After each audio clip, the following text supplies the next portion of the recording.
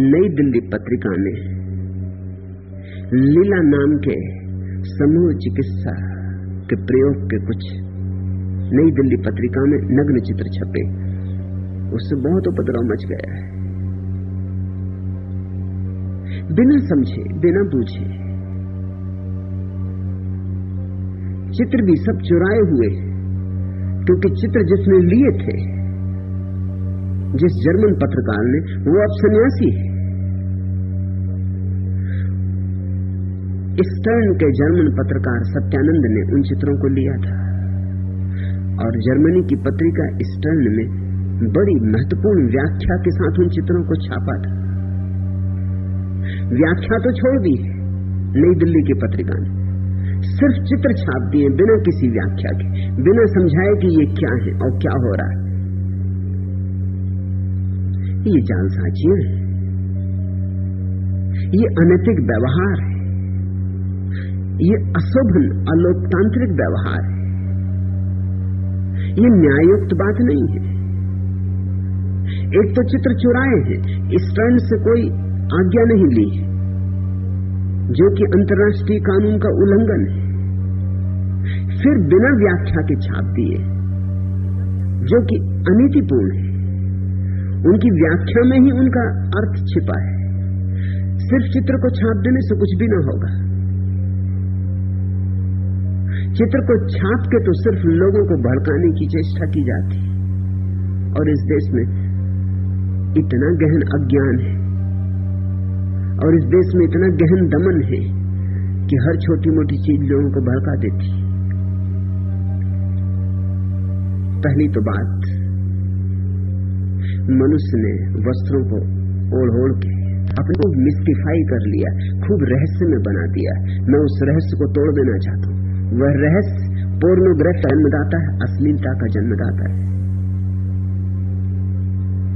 जैसे ही कोई व्यक्ति नग्न हो जाता है, डीमिस्टिफाई हो जाता है, उसका रहस्य विलीन हो जाता है। तुम्हें खुद भी अनुभव होगा। इसलिए तो तुम्हें अपनी पत्नी में कोई रस नहीं रह जाता, अपने पति में कोई रस नहीं रह जाता, लेकिन पड़ोस की पत्नी में रस होता है। मुल्ला नसरुद्दीन एक दिन घर आया और उसने देखा उसका निकटतम मित्र उसकी पत्नी का आलिंगन कर रहा है। उसने एकदम सिर पीट लिया। मुल्ला ने सिर पीट लिया और कहा कि मैं हैरान हूं, तू ये क्यों कर रहा है? मुझे तो करना पड़ता है।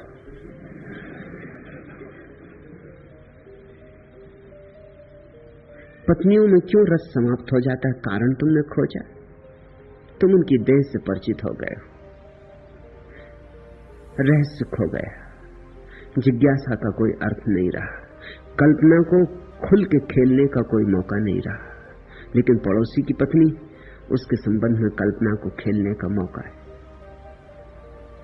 नग्न व्यक्ति को कितनी देर तक देखते रहोगे? थोड़ी देर बाद पाओगे बात खत्म हो गई। आखिर नग्न व्यक्ति में क्या हो सकता है? जो होता है वस्त्रों में, वस्त्रों की छिपावट में सारी अश्लीलता का राज छिपा है। दुनिया से अश्लीलता न मिटेगी जब तक नग्नता मनुष्य का जन्मसिद्ध अधिकार स्वीकृत नहीं हो जाता। और फिर ये चित्र तो कोई सामूहिक स्थानों पर नहीं लिए गए, ये तो समूह चिकित्सा में बंद कमरों में हुए प्रयोगों के चित्र हैं। इससे किसी को कोई प्रयोजन नहीं होना चाहिए। फिर इन चित्रों के पीछे क्या प्रक्रिया है उसको समझने की चेष्टा करनी चाहिए। ये चित्र कोई संभोग के चित्र नहीं।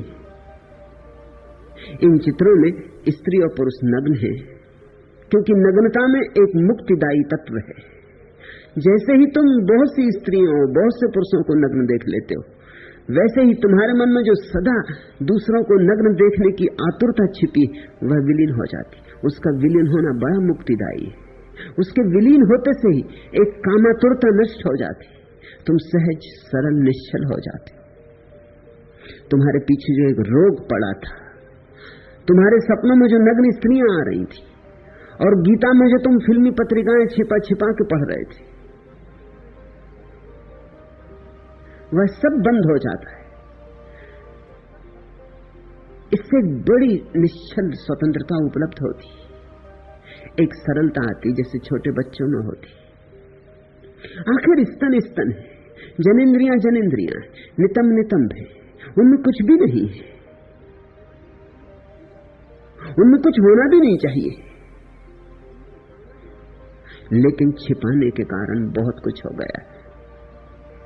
तुम जरा अपने दरवाजे पे तख्ती लगा दो कि यहां झांकना मना है, फिर उस रास्ते से एक भी इतना हिम्मतवर आदमी ना निकल सकेगा जो बिना झांके निकल जाए।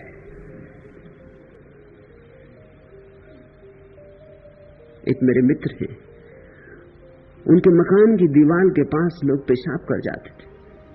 उन्होंने मुझसे कहा, मैंने कहा तुम्हें बड़ी तख्ती लगा दो कि यहां पेशाब करना सख्त मना है। उन्होंने तख्ती लगा दी। 5-7 दिन मेरे पास आए और बोले आपने और मुसीबत कर दी।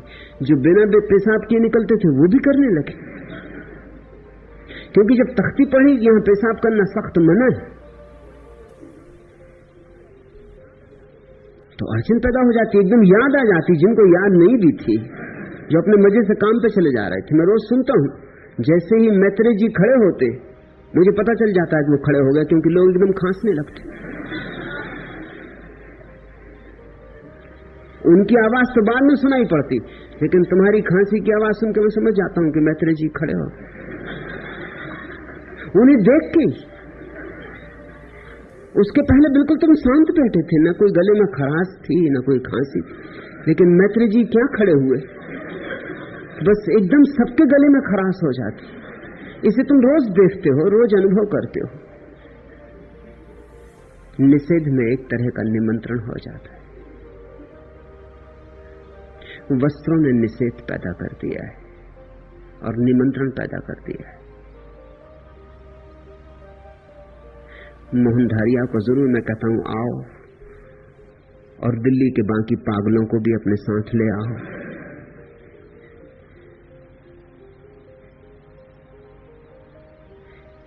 यहां पश्चिम से मेरी सन्यासिनियां हैं,